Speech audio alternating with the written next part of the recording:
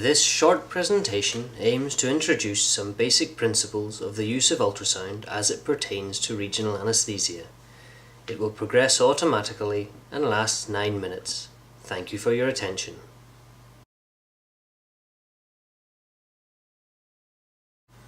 Ultrasound is mechanical sound energy of a frequency greater than 20 kHz. In clinical practice, the frequency range used is between 2.5 to 15 MHz. As these sound waves pass through a conducting medium, the energy of the beam is decreased, or attenuated, as the beam passes deeper. This attenuation is caused by three processes. Firstly, by absorption of energy by tissues, generating heat. Secondly, by uniform specular reflection of ultrasound waves at smooth or regular interfaces between tissues of differing acoustic impedance. And finally, by non-uniform reflection or scattering at irregular tissue interfaces.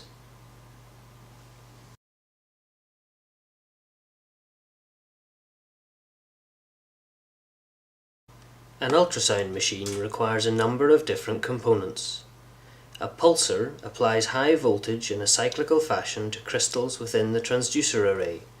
This causes the crystals to vibrate due to the reverse piezoelectric effect, generating ultrasound waves. On return to the transducer, reflected ultrasound waves are transformed, due to the direct piezoelectric effect, into electrical energy.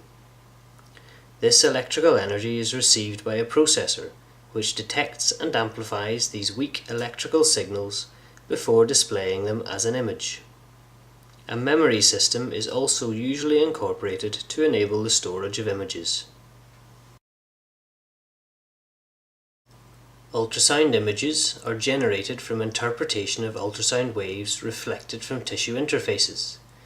The angle of incidence is important, with the greatest return of ultrasound waves from interfaces perpendicular to the beam. This explains why it is much more difficult to see structures, or needles, which the beam strikes at an angle.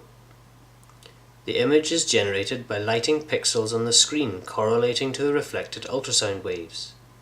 The position of the pixel illuminated is determined by the position on the transducer at which the returning beam is detected, and by the delay in return of the ultrasound energy, hence determining horizontal position and depth. The brightness of each pixel is determined by the amplitude or energy of the returning ultrasound wave. Interfaces with large differences in acoustic impedance will result in a greater degree of reflection, and hence a bright, hyperechoic appearance, such as the soft tissue to bone interface. Tissues with low attenuation, such as fluids, will result in very little reflection and a dark, anechoic appearance. Different tissue types, due to their structure and therefore varying attenuation of the ultrasound wave, have characteristic appearances.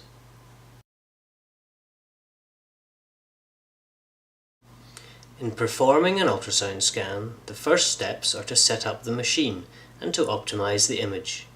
This involves a few processes, and we will show you how to do this in our machines after this presentation. Our machines will guide you through the setup after pressing the Q Sonics button. The examination type to choose is self-explanatory, generally nerve block, musculoskeletal, or vascular access. You'll then be asked to select the appropriate probe. In general, this means using the linear high-frequency probe for relatively superficial scans, including the majority of regional anaesthesia techniques. This will give greater resolution near the surface, but, due to greater attenuation, a more rapid deterioration in image quality at depth. For deeper structures, select the low-frequency curvilinear probe. This allows better penetration at the cost of decreased resolution. Then select the appropriate imaging preset for the type of examination you are performing. Finally, either enter patient details or press Start Exam. Once the imaging screen appears and you have placed the probe, we need to optimize the image generated. For our variable frequency probes, start by selecting the optimal frequency. Again, select a higher frequency for superficial scans and a lower frequency for penetration.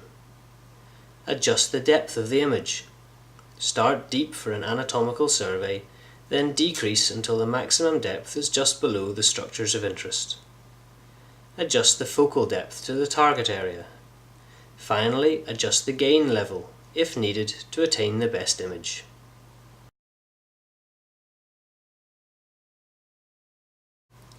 When scanning prior to a procedure, it is important to accurately locate the structures of interest. Start by identifying surface landmarks for the target structure to guide probe placement. Ensure you are clear on probe orientation with respect to the image generated. The easiest way to do this is to tap one side of the probe and correlate with the image. Then place the probe and perform a real-time anatomical survey. Look first for landmark structures such as blood vessels or bones.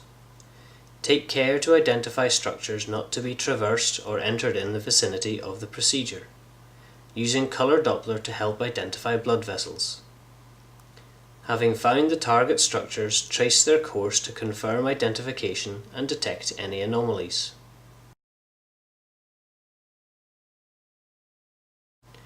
There are two approaches to needle visualization and orientation as shown here.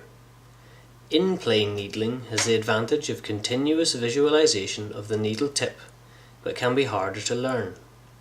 Out-of-plane needling is perhaps quicker to learn and more often used for vascular access techniques, where a longitudinal approach to a structure more easily imaged in the short axis is required. It is harder to be sure of the location of the needle tip using this approach.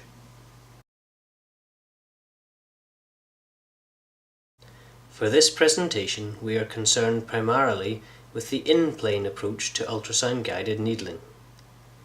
After confirming transducer orientation, select your puncture site approximately half to 1 cm from the probe, with a trajectory to pass below the probe within the ultrasound beam. Needle visualization is maximized by keeping a shallow initial trajectory. Tip location can be confirmed using small movements of the probe, by bouncing the needle with small in-out movements, and by using small volumes of injectate as hydrolocation. It is important to only advance when sure of the location of the tip of the needle. This slide shows the techniques used in handling the transducer to optimize needle and target imaging. The first step should always be to look at your hands to confirm at least gross alignment of needle and probe. Thereafter, refinement in a logical, stepwise fashion using the following techniques should produce the best view possible. Evenly applied pressure ensures good skin coupling with the probe and can be used to collapse blood vessels, reducing the chances of puncture or intravascular injection. Be careful not to press too hard, as this can make manipulating the needle beneath the probe much more difficult. A combination of sliding to detect part of the needle and rotation to bring the length of the needle into alignment is usually adequate. Occasionally some tilt is required to bring the needle or target structure into a better view by improving the angle of incidence of the ultrasound beam.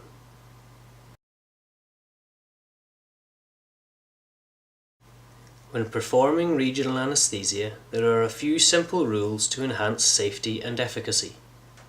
Only advance the needle when you can be sure of the location of the tip of the needle. Don't approach nerves head-on, rather aim just above or below to decrease the risk of impalement.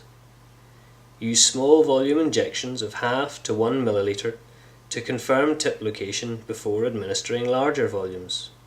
If no spread is seen, be highly suspicious of intravascular placement.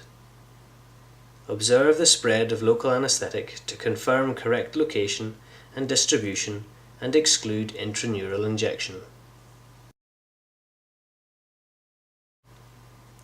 This final slide shows some of the image artifacts you may encounter in clinical practice, which are important to recognize to avoid confusion. If you have any questions, please ask your instructor for clarification. You will now be orientated to the ultrasound machine before some hands-on practice. Thank you once again for your attention.